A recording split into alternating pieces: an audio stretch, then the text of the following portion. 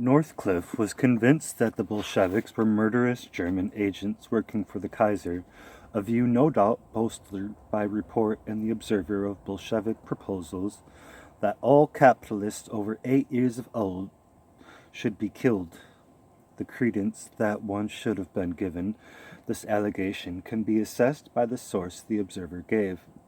The dispatch came from Copenhagen, but it quoted a message from Stockholm, which in turn quoted travelers who had in their turn heard the story in Helsinki. Horatio Bottomley, a notorious MP, financier, and yellow press journalist, wrote in his magazine John Bull that there was a group of debased creatures in Britain who called themselves the 47,000. The Germans were behind the social and sexual depravities of these 47,000. The result was to weaken the moral fiber of Britain and to allow British Bolsheviks to foment anarchy and propagate vice throughout the land. Phillips Price did his best to counteract this hysterical anti-Bolshevist reporting. He had seen the effect of the Allied intervention, that foreign assistance to the whites had provoked intense bitterness, which made the excesses on both sides inevitable. He had seen Trotsky's creation of the Red Army. He had interviewed Lenin and had noted Lenin's change of emphasis from promoting world revolution to concentrating on saving the Russian Revolution.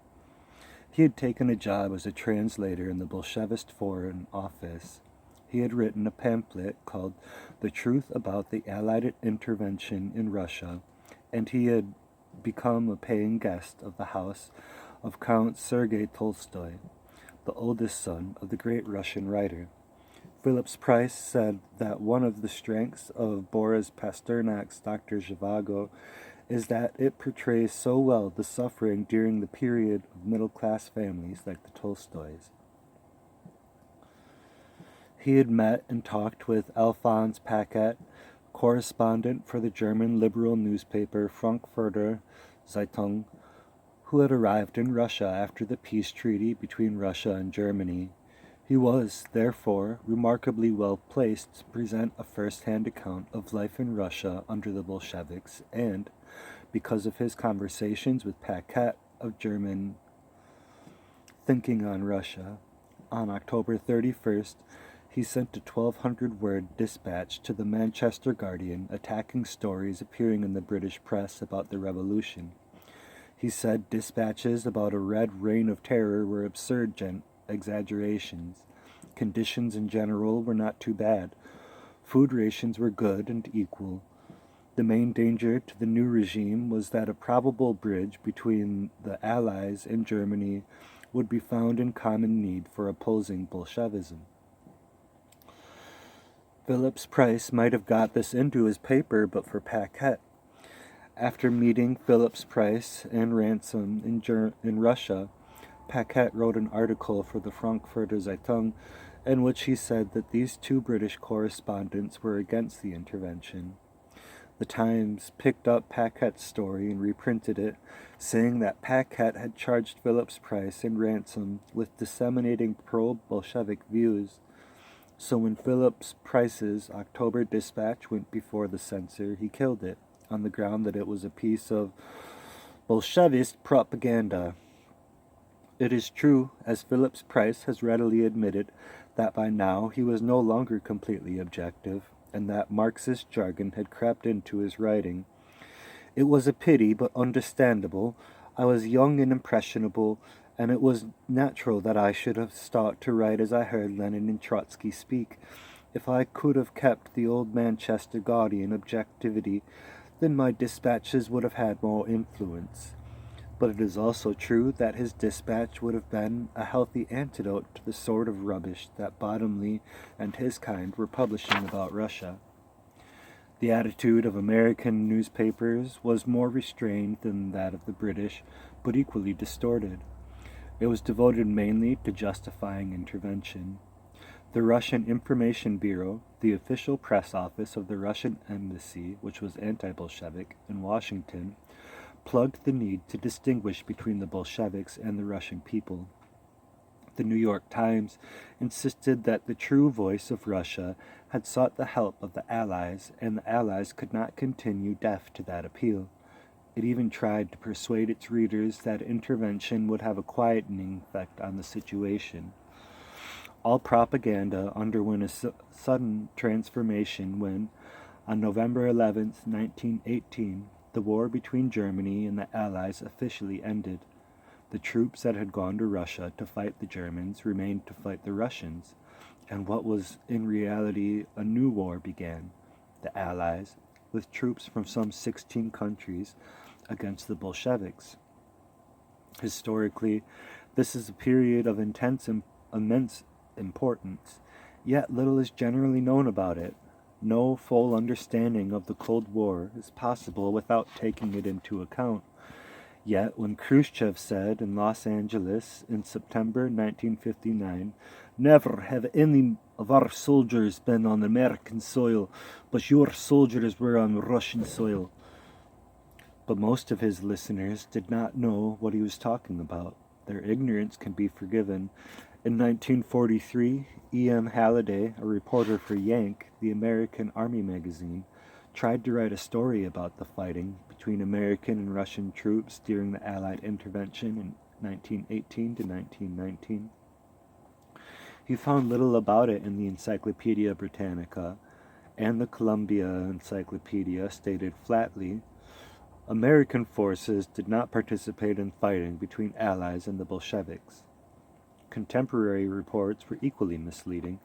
In Britain, with preparations for a general election underway, a war-weary public did not notice the silence that descended around the Allied forces still in Russia.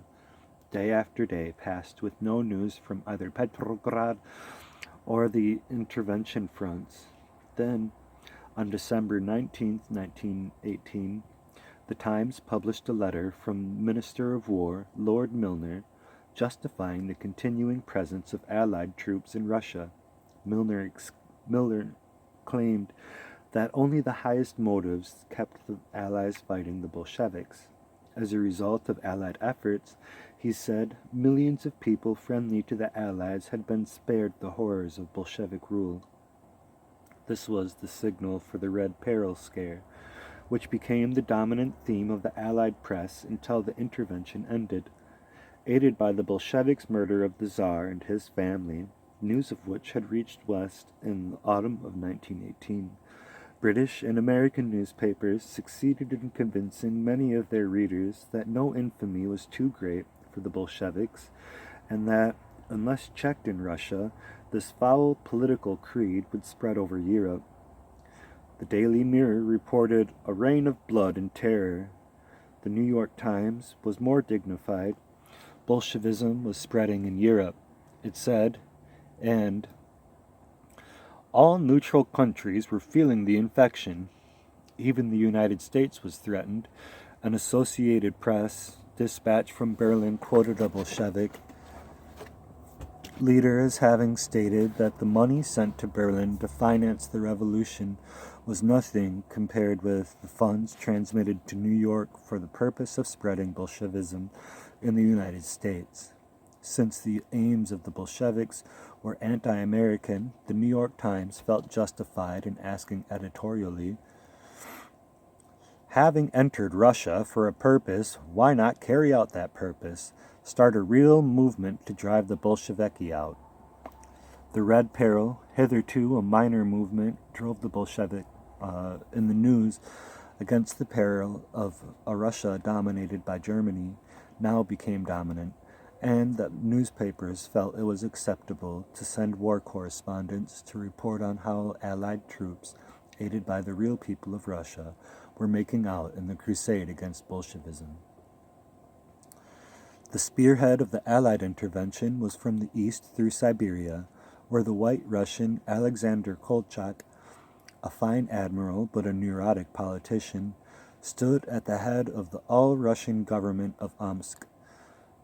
In the north, from Archangel, the British General F.C. Poole, a cheery womanizer with a taste for Russian Roma girls, was at first command, later to be replaced by William Edmund Ironside, a dashing 6'4" veteran of the Boer War, where, it was said, he had crushed a Boer soldier to death in his tremendous arms. In the West, General mythologizing, who was so fat he had to be lifted out of his staff car, commanded the Northwestern Army against the Bolsheviks. In the South, General Anton Ivanovich Denikin, a soldier who had risen from the ranks to become the Tsar's chief staff, led the anti-Bolshevik forces. The coverage accorded General Denikin's army in the South not only was an example of biased, inaccurate reporting at its worst, but the reasons for it indicate the general shortcomings of the whole newspaper approach to the intervention on all fronts. The principal war correspondent with General Denikin was Harold Williams, whose reports appeared in the Times and the New York Times. Williams, the son of a New Zealand Wesleyan minister, was a known admirer of the old Russia and believed the Russian people had been enthusiastic for the war against Germany. He himself was married to a prominent anti-Bolshevik and was strongly anti-Bolshevik himself, and he and his wife had fled Russia for England, where they both joined the anti-Bolshevik campaign. Williams was convinced that the downfall of the Bolsheviks was only a matter of weeks, yet this was the man the New York Times and the New York Times picked to cover General Denikin's march on Moscow. Williams was certain that local support for Denikin was overwhelming. When Denikin passed in his car through the streets of Kharkov, women screaming for joy pressed forward to kiss his hand, and those who could not do that kissed even the mudguards of his car. Denikin began well. During July and August 1919, his troops took several cities of importance from the Red Army, including Odessa. Williams saw victory just around the corner, and on July 16th, the New York Times carried his dispatch under the headline, "Couldn't find front of Denikin's armies, advanced so fast Dr. Williams and British officers were unable to catch up." From the captured towns, Williams sent messages with impressive lists of prisoners captured and war materials taken.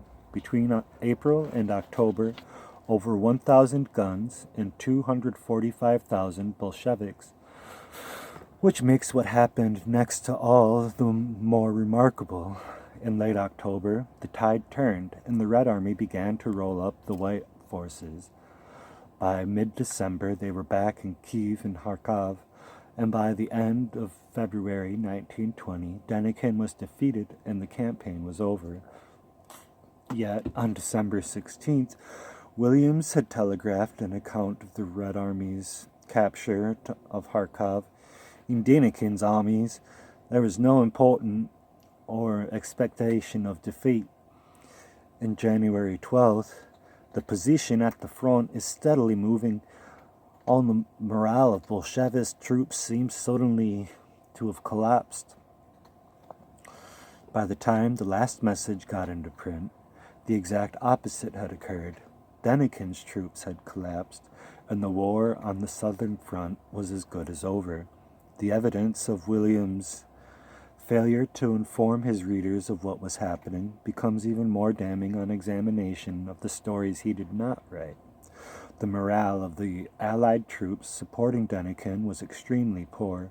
They were resentful that they were still in action when the war had already ended, given no information as to how long they would be there, fearful of typhus, and annoyed by the unwillingness of Russians to support them, and their discipline suddenly declined. On the first week that the British troops were in Batum, a drunken Scotsman shot a Russian general dead in the street. The French troops mutinied, and as one correspondent wrote in 1921, the conduct of the French ships and their officers and crews was so amazing that no Allied government has yet dared to publish an account of it. Theft, rape, and murder were common, and the British Army had to resort to public executions to try to restore order. Needless to say, Williams wrote not a word about this. The general bungling and black marketeering were unbelievable. There were 5 time scales in operation. Local time, ship's time, Petrograd time, used by the railways and the army, cement works time, and British military mission time. The mission frequently received contradictory orders from the pro-Denikin and anti-Denikin sections of the Foreign Office, whose influence was about equally matched. Russians who had been pressed into Denikin's army melted away unless watched constantly. One officer who succeeded in getting 18 machine gunners into position went to a nearby building to report his arrival by telephone and returned to find that all 18 soldiers had decamped. The only really reliable soldiers were cadets from military schools and training colleges, most of whom were not more than 15 years old. Not a mention of this appeared in Williams' dispatches. So, with his wishful thinking, his unjustified optimism, his prejudice, and his deliberate omissions, Williams got it all wrong. There was no local enthusiasm for Denikin, and he could not march to Moscow. Allied support was bungled, and the demoralized Red Army of the tottering Bolshevik government, according to Williams, almost devoid of guns and troops, drove the whites into the sea, with Williams shouting to the end, "This can't be true!" In the east, the bungling was even worse. Robert Wilton, the Times correspondent in Petrograd, who had made the mistake of going to London 3 weeks before the October Revolution, had been trying in vain to get back. The Bolsheviks had, understandably, refused him a visa. Now, seeing a chance to return via the back door, as it were, he joined the British interventionary force to Vladivostok as a war correspondent and with some vague assignment from the Foreign Office. Wilton, strongly anti-Bolshevik and a firm supporter of intervention, was shocked by what he saw and wrote privately to his editor, "It is a truly appalling situation here, far worse than we can conceive, almost all due to the divided counsels that prevail among the Allies. One wonders if the world is going mad, and one is less surprised at ridiculous things that are being done regarding Russia." The Times published nothing of this because, as it's admitted, British public opinion had been roused very largely by the Times into active animosity to the Bolsheviks, who were regarded as conspirators with a short expectation of power. Anything, therefore, that suggested the intervention was a mistake or was being badly handled found no place in the paper. What had gone wrong in Siberia was the lack of any policy on the part of the Allies, with each country pursuing intervention for its own reasons, and few of the reasons tallying. Japan, for example, jumped at the chance to establish herself in Siberia, and under the protection of her military forces, she sent thousands of businessmen there to try to create a Japanese monopoly. One section of the American government recognized that the threat of this Japanese initiative posed. The United States also had strong commercial ties with Russia, while another section felt that intervention was wrong and that the best means of influencing the Bolsheviks was by economic aid. President Wilson eventually agreed to the dispatch of an American interventionary force. By a formula he set out an aide-memoire for his commander, General William S. Graves, a cautious officer with no taste for his assignment. The document was vague, contradictory, unrealistic.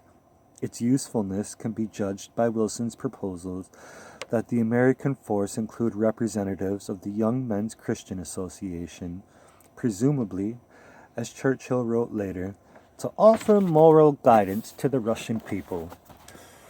The State Department and the War Department had each decided that the aide-memoire gave them control of American operations in Siberia, and they argued with each other until the end of the mission. This force of mixed nationalities with mixed motives found itself supporting Admiral Kolchak and a number of minor warlords who behaved little better than gangsters. Kolchak was an honorable man compared with Grigory Mikhailovich Semenov, who raised a private army of 60,000 men, officered largely by supporters of the old imperial regime. Supplied and financed by the Japanese, Semenov terrorized a large part of Siberia, robbing, pillaging, torturing, and shooting. The situation became so bad at one point that General Graves refused to hand over any more rifles because he believed that Semenov planned to use them to attack United States troops. Before the Americans finally withdrew, fighting between an American detachment and one of Semenov's armored trains cost 2 American soldiers their lives. 26 years later, at the end of the Second War, the Bolsheviks, who have long memories on these matters, finally caught up with Semenov and hanged him. Only one correspondent, Carl W. Ackerman, appeared to feel that backing Kolchak, the Allies might discredit their professed cause. Quoting a Czech general, he reported to the New York Times, "The change of government has killed our soldiers. They say that for 4 years they have been fighting for democracy. Now that a dictatorship ruled in Omsk, they are no longer fighting for democracy." Militarily, the intervention became a fiasco. General Graves interpreted President Wilson's aide-memoire as an order to be in Siberia, but to do nothing until a democratic Russian government came into being and asked for help. Consequently, he refused military aid to the other Allied forces and tried to remain strictly neutral in clashes between the Russians. The other Allies soon marked him down as a Bolshevik sympathizer, and Kolchak openly said that Graves and his troops spread Bolshevik lies and supported Bolsheviks. With this sort of dissension, it is a wonder Kolchak got as far as he did. His spring offensive began on March 25, 1919, and by May had reached a point some 400 miles from Moscow. Then Trotsky's newly organized Red Army turned Kolchak around, and by November his offensive was 2,000 miles behind the line from which it had started. So the Czechs, with French connivance, handed Kolchak over to the Bolsheviks, together with the Russian imperial treasure, worth some 100 million pounds, to ensure the free transit for Czech troops to Vladivostok. The Bolsheviks shot him by firing squad on February 7, 1920. The Canadians, who had protested from the beginning about being drawn into a war they felt was not their concern, had pulled out in June 1919, despite protests from Churchill, then Minister of War. The Canadian force contained men conscripted under the Military Service Act for the defense of Canada only, and the Toronto Globe claimed that 60 to 70% of the force dispatched to Siberia went unwillingly because they did not believe in the expedition. Without the Canadians to provide administrative support, the 2 British battalions had been forced to withdraw in September and November. The other Allied forces, Poles, Serbs, Italians, and Czechs, had all gone by September. The Americans left on April 1, 1920, seen off by a Japanese band on the Vladivostok, playing "Hard Times Come Again No More." The Japanese clung on until October 25, 1922, and then left only under such pressure from the United States that war seemed not likely. "The threat of which led to Pearl Harbor," wrote John Swettenham, "could hardly be discerned." By any standards, the Siberian fiasco was highly newsworthy. A British soldier, Captain, later Lieutenant General, Sir Brian Horrocks, was among the volunteers to train the White Army. Extracts from his account give some idea what it was like to be there. We landed at Vladivostok, passing at once to the filth and degradation of the Siberian port, swarming with people who had fled eastwards from the Bolsheviks' revolution. All help in our presence was resented, and one wise old British colonel remarked, "We shall rue this business for many years. It is always unwise to intervene in the domestic affairs of any country. The Reds are bound to win, and our present policy will cause bitterness between us for a long time." The White Russians were some of the most charming people I've ever met in my life, but they were totally inconsequential, and when it came to a serious job of work, quite hopeless. One day, when I was attached to the 1st White Army Staff, I returned to my headquarters after visiting the front where the White Army was carrying out a most important counterattack, to find the chief of the military operations branch lying drunk on the floor of a railway wagon where I lived. I could mention numerous instances of a similar nature. The battlefront suddenly disintegrated, and we found ourselves amidst a seething mass of terrified people, all mad to get away from the Red Terror spreading eastwards. Civil wars are always cruel. We were always being shown photographs of atrocities committed by the Reds, but later we were to see identical photographs shown as examples of atrocities committed by the Whites. There were sinister stories of Red soldiers hammering nails into the shoulders of White officers, one for each star on the epaulets. Horrocks was taken prisoner by the 5th Red Army at Krasnoyarsk, 2,000 miles west of Vladivostok. Typhus was sweeping Russia, helping to bring the revolution and the Civil War casualties to an unbelievable 14 million. There were reputed to be 30,000 cases in Krasnoyarsk alone, for we had been living surrounded by dead, naked corpses stacked on the railway platforms, sleighs packed with frozen bodies. These were common sights. What could the readers of British, American, or Canadian papers have gathered of this immense upheaval? Which war correspondents covered the story, and what did they write? Wilton, the Times man, sent a message saying he was setting off on horseback from Vladivostok to join the cavalry raiders to the interior, presumably with a vision of eventually riding in triumph into Moscow. His lines of communication with his office were rather tenuous, and he compromised any claim to objectivity by joining the staff of one of the White Russian generals. His journalism took second place to political intrigue, until finally the chief of the British military mission, Major General Alfred Knox, wrote him an extremely rude letter. "Mr. Robert Wilton, I would be obliged if you would mind your own business as correspondent of the Times and avoid interference in my work, for which I alone am responsible. You have given your opinion on me and my work on several occasions to members of my mission. Yesterday you visited my Red Cross stores and gave your ideas en masse as to the proper method of distribution of the articles there. You had no right to go near these stores. It is impertinence on your part to criticize my orders to people working under me.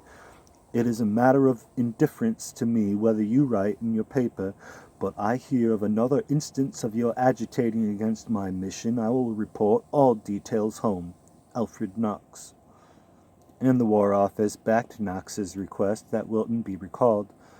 Wilton complained to the Times that there was a conspiracy against him, but it is clear that his active part in the intervention on behalf of various White Russian elements made his value as a war correspondent virtually nil. Captain W.E. Playfair, technically a Canadian Army public relations officer rather than a war correspondent, and the French correspondent of Petit both interviewed Admiral Kolchak.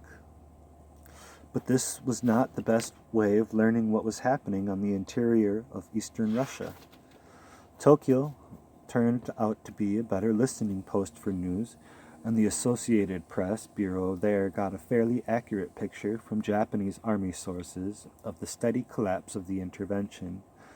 But newspapers preferred to print the unfailingly optimistic views of a string of sources such as, quote, well-informed areas in London, end quote, or army officers in Washington, or the Russian embassy in the United States, and the Russian committee in Paris, all white Russian exiles, all emotionally involved, and all highly subjective.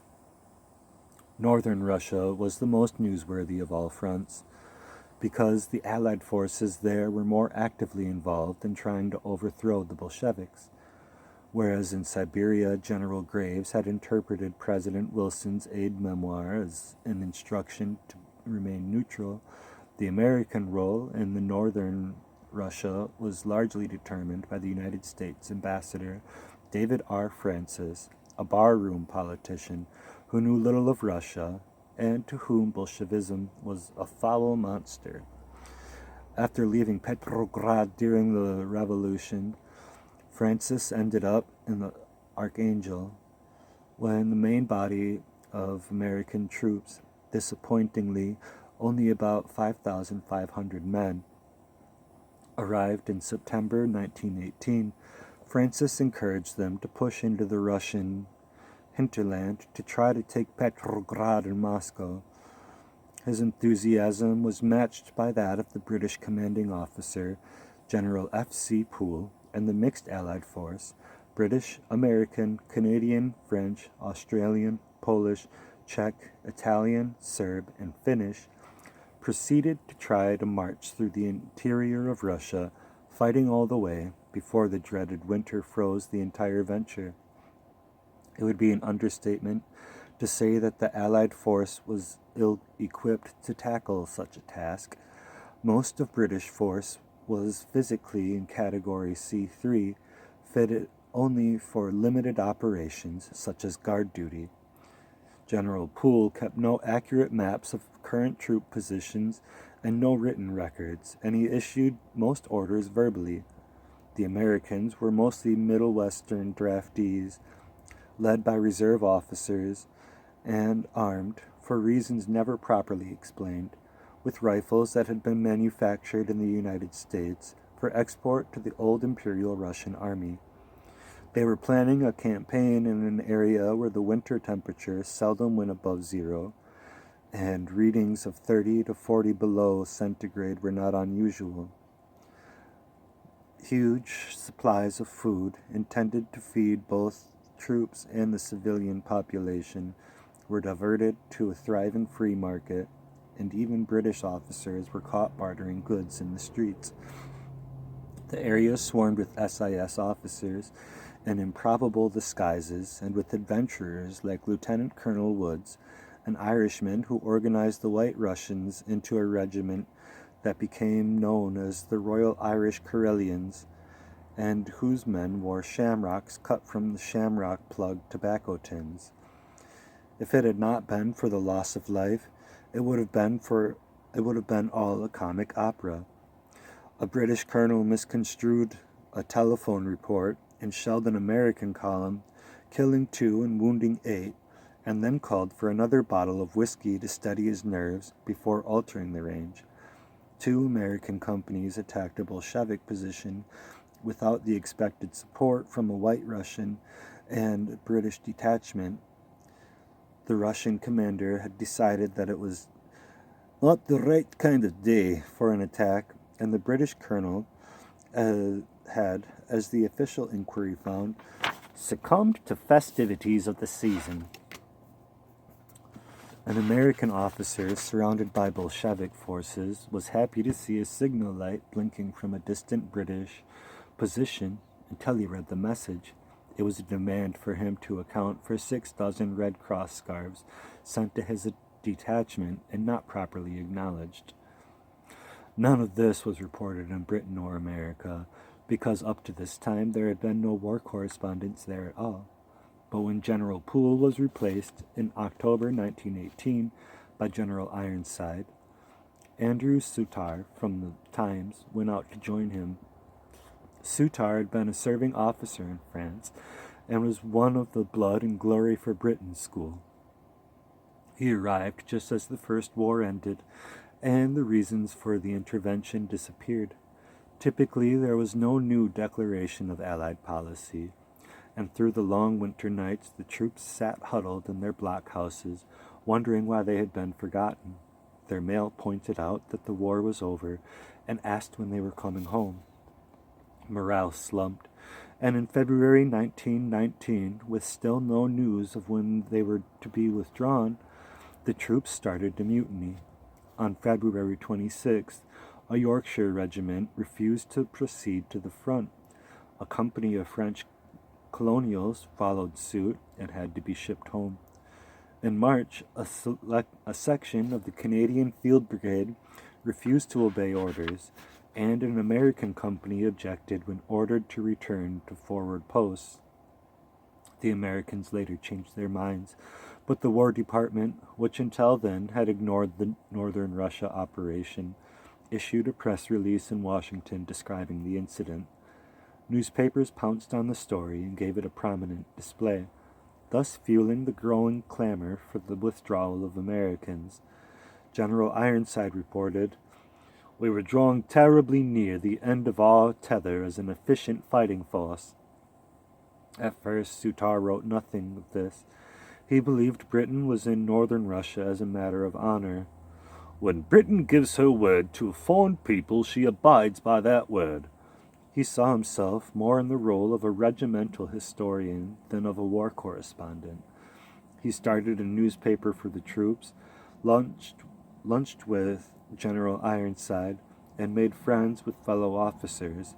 He had an honorary rank of major. When he felt he had some news, Sutar filed as much as the censor would allow via army signals, which had taken over the post office.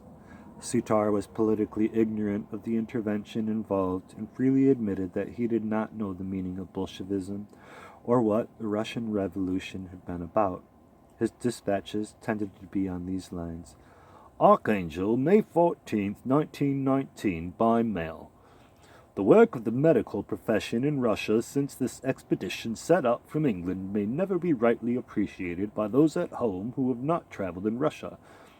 Russia, that seems to stretch across the world and hang disconsolately over the edge, so that word distance takes itself to a horror of a nightmare." He permitted himself occasionally to grumble, "The Cockney Batman Cook infantry placed before me a bundle of mail, letters, and newspapers from home. The newspapers were precious, even if there wasn't a word about our operations in Russia. Not a word." The United States was just as ludicrously served. News from northern Russia was limited to brief reports of military engagements. Walter Lippmann and Charles Mers, attempting an assessment in 1920 of American coverage on the intervention, were unable to include a study of northern Russia press coverage because there was not enough reports on which to base a judgment.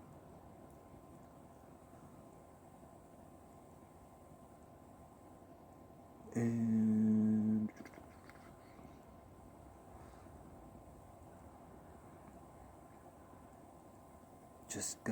there we go. Some idea of the crisis and morale filtered back to Britain, and lest it become too public, the War Office acted. It issued a stirring message to the troops by Churchill, the newly arrived Secretary for War. "Although cut off from your country, you are not forgotten. You will be back home in time to see the year's harvest gathered in if you continue to display that undaunted British spirit which has so often got us through in spite of heavy odds and great hardship." This was accompanied by a call for volunteers to help ensure the safe withdrawal of the tired troops. Newspapers took up the campaign to help silence the "Bring Our Boys Home" clamor. "We could not withdraw if we would," said the Times, "for our army at Archangel is frozen in." 8,000 men were formed into 2 brigades and went into intensive training. Although the expedition was being billed as a noble rescue operation, it was clearly more than that. Churchill, itching for battle, had, in fact, decided to have one last throw at the Bolsheviks. In northern Russia, propaganda to keep troops fighting was intensified. The theme was mostly the barbaric nature of the Bolsheviks, but sometimes it included a crude anti-Semitic line, presumably on the ground that if the troops did not know any Bolsheviks, they at least knew some Jews. This sort of thing was no match for the skillful Bolshevist propaganda pamphlets that were circulating in northern Russia. They offered good treatment to prisoners. This offer was apparently genuine. A dozen or so prisoners were sent to Moscow, where they were lectured on the evils of capitalism, but were allowed to wander freely about the streets. Frank Taylor, a United Press correspondent, who, to his surprise, was allowed into Russia in the middle of the intervention, interviewed them. The pamphlets appeared everywhere. General Ironside reported, "They were stuffed in letter boxes of odd offices and private houses. They were well written, and one of the cleverest appeared over the name of an Englishman." This was Morgan Phillips Price's small tract called The Truth About the Allied Intervention in Russia. The Soviet Foreign Office had printed 50,000 copies, which were distributed as widely as possible. The pamphlet began, "On one of the most deadly weapons wielded by the ruling classes of all countries is their power to censor the press, for thereby they are able to create under the pretext of military necessity an artificial public opinion with the object of hiding their fell designs.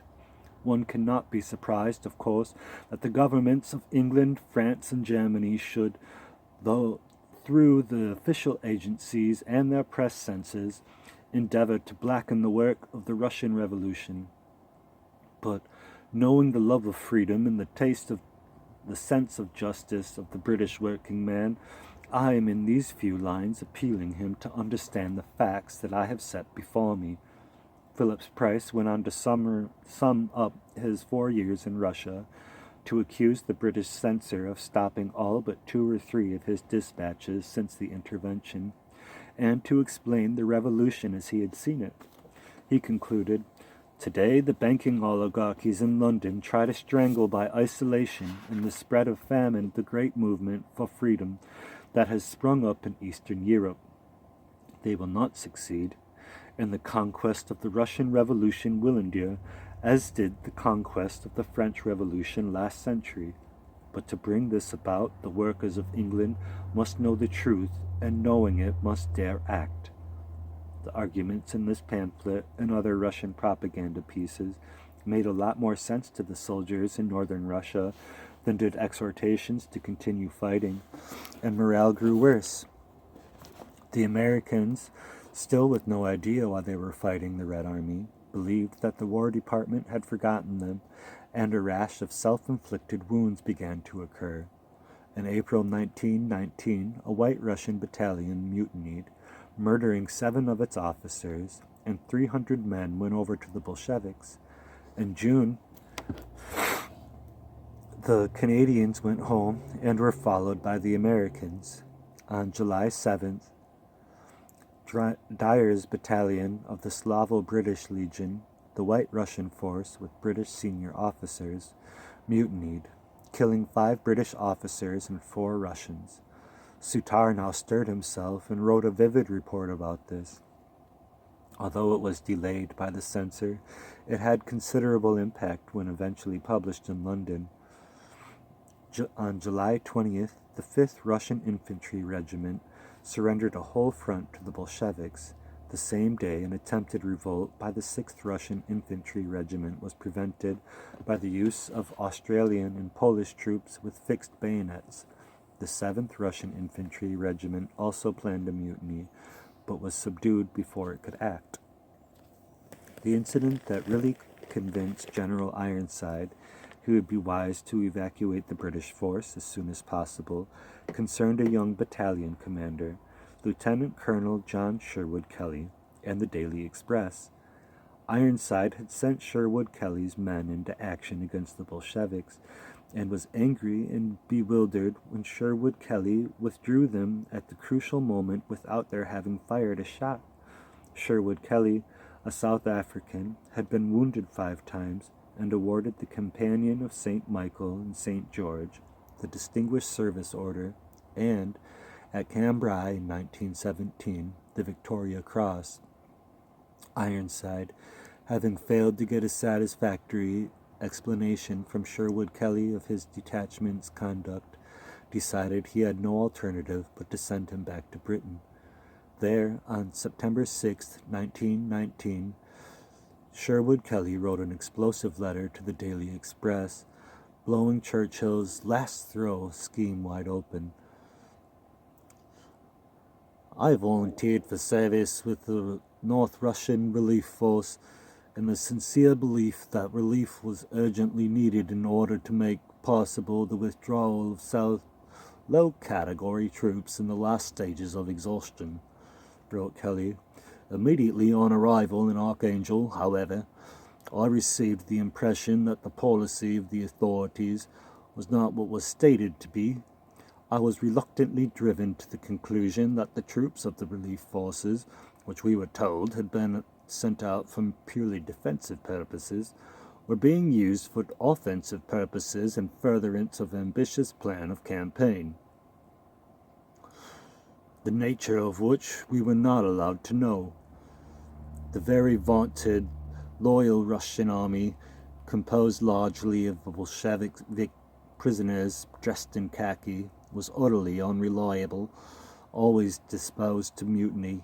I formed the opinion that the puppet government set up rested on no basis of public confidence and support, would fall to pieces the moment the protection of British bayonets was withdrawn.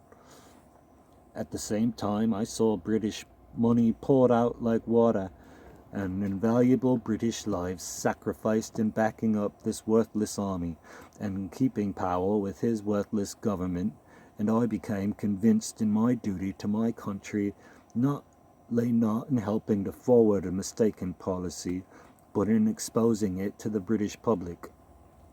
Churchill declared that Sherwood Kelly had been guilty of a serious military offense, communicating to the press his views on a military subject. He was court-martialed and convicted, and although sentenced to only a severe reprimand, he retired soon afterwards. He later tried several times to re-enlist, but was always rejected. He died in a nursing home in 1931, virtually friendless and aged only 51. Ironically, he was buried with full military honors, the army providing 2 buglers to play the last post. Here they were, out in the open, the facts about Northern Russia intervention, which the Times correspondent Sutar had not sent, and which, if he had, the censors would have no doubt killed. Withdrawal was now not only militarily, but also politically expedient. The British force, plus 6,000 White Russians who elected to go, was evacuated in September, and the last Allied troops left the following month. The responsibility for the fate of the White Russians who remained rested, said Churchill bitterly, upon the mighty and resplendent nations who had won the war left their task unfinished.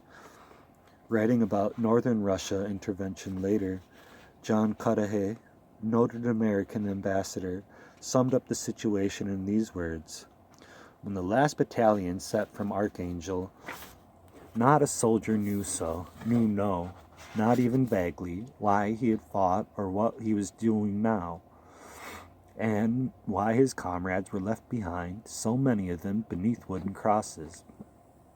In the West, the Finns, Letts, and other border people, assisted by White Russians, advised the French and supplied the British, tried to recapture Petrograd.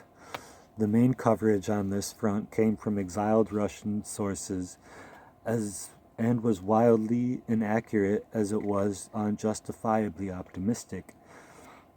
The New York Times, which ran by then should have known better, published on 4 days in October 1919, accounts of progress on this front.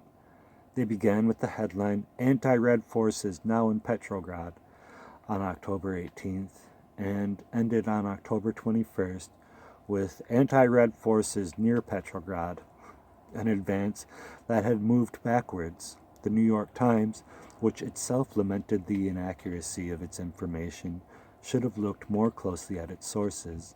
The first item came from a dispatch received in Stockholm, the second from the latest official advices received in London, the third from a telegram received at the Russian embassy in Paris, and the fourth from a message from Helsingfors. The only accurate report came on November 24th, when the Estonian Chief of Staff confirmed that Northwestern Interventionary Army had virtually gone out of existence. It is worth mentioning one more encounter between the Bolshevik and the anti-Bolshevik forces, the Battle of Warsaw. If Warsaw had fallen to the powerful Red Army, under the brilliant tactician Mikhail Tukhachevsky, this could have been a chance for the Red Army to arouse the working class of Poland, push on to Berlin, already shaken by revolution, and realize Lenin's aim to unite the proletariat in industrial Germany, Austria, and Czechoslovakia with the proletariat of Russia, and confront the reactionary capitalism of Britain with a revolutionary giant. However, this historically decisive battle was scarcely reported at all. I have been unable to find a single contemporary report of any Western newspaper of the battle's significance.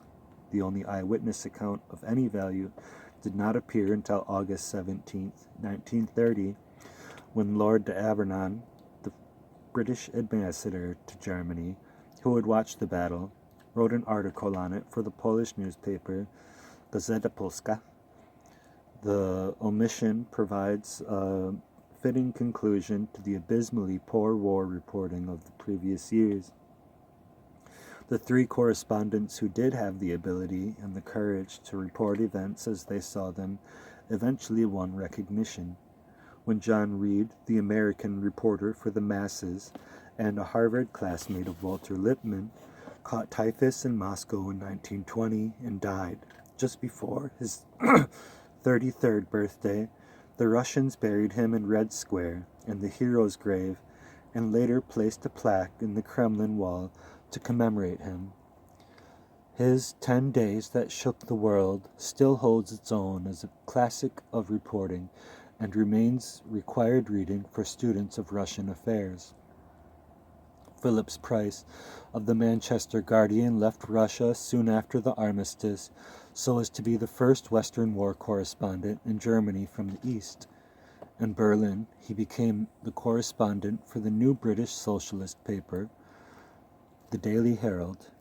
He did not return to Britain until 1922, having been advised by friends in the Foreign Office to stay away until ill feeling against him had died down. At one stage, soon after his pamphlet on the Russian Revolution was issued, there had been a move to try him for treason.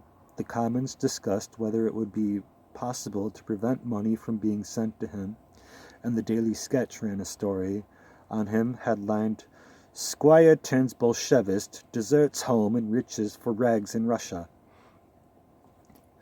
Phillips Price became a Labour MP in 1929 and was in Parliament almost continuously for 30 years. He died in 1973, absolutely convinced he had acted correctly in 1917, and one of the last witnesses to the revolution and the intervention. The third, Arthur Ransom of the Daily News, was the only other British correspondent in Petrograd during the revolution, wrote 2 books on his experience, and one, The Crisis in Russia, a full defense of the revolution. He pleaded for a more objective assessment of Bolshevist claims. He contributed extensively to the Manchester Guardian and became one of the most felicitous authors of children's stories. He married Trotsky's secretary, Eugenia Shelepin, and died, age 83, in 1967. Robert Liddell of the Sphere went on to become the press censor with Allied interventionary forces stayed in Tiflis, Georgia. After the war, he worked for the Weekly Graphic and then became a novelist. His book, On the Russian Front, covers events there up to 1916. He died in London, age 87, in 1973. Robert Wilton, the Times correspondent who missed the October Revolution, got a hold of the official White Russian report on the death of the Tsar and his family, but would not allow the Times to punish it until a certain eventuality had occurred. The, quote, Tsar did not die, end quote, school has interpreted this phrase to mean that Wilton was involved in an alleged plot to get the royal family out of Russia. Before the Times could publish his report, some of it appeared in America. Northcliffe was angry at being scooped, and Wilton was sacked, flung out on the streets practically penniless after giving his best years of life to the service at Times. He went to Paris, rejoined at the New York Herald, and died in 1925. Harold Williams, the worst of the war correspondents, whose dispatches from southern Russia consistently misread leaders of the Times and the New York Times, was appointed foreign editor of the Times in 1922. He bitterly opposed any recognition of Russia, or, indeed, any trade with her, and continued to forecast the imminent downfall of the Bolsheviks until his death in 1928. Coming so soon after their sellout to the First World War, the Russian Revolution marked the war correspondent's nadir. The post-mortems that followed, one by Walter Lippmann and Charles Mertz in the New Republic, is a classic in this field, ensured that there would be some effort to improve standards. There now began to emerge, particularly in the United States, a new style of war correspondent, stimulated by Ernest Hemingway's fictional examination of his experiences in the war on the Austro-Italian front. This school believed that the public should be told about every facet of war and its effects on the individual. The aim of the new style of correspondent was to report with truth and objectivity. None realized how difficult this would prove to be. And that's the end of that chapter. I've been putting chapters all together as one, but I think they might be more digestible if I post them broken down into segments. So going forward, I think I'll be doing that. If you enjoyed, please like and subscribe. And if you have any feedback on the material that is written, I'm really interested to hear other perspectives on history, because I like getting a good feel for the context of how history went down. Thanks.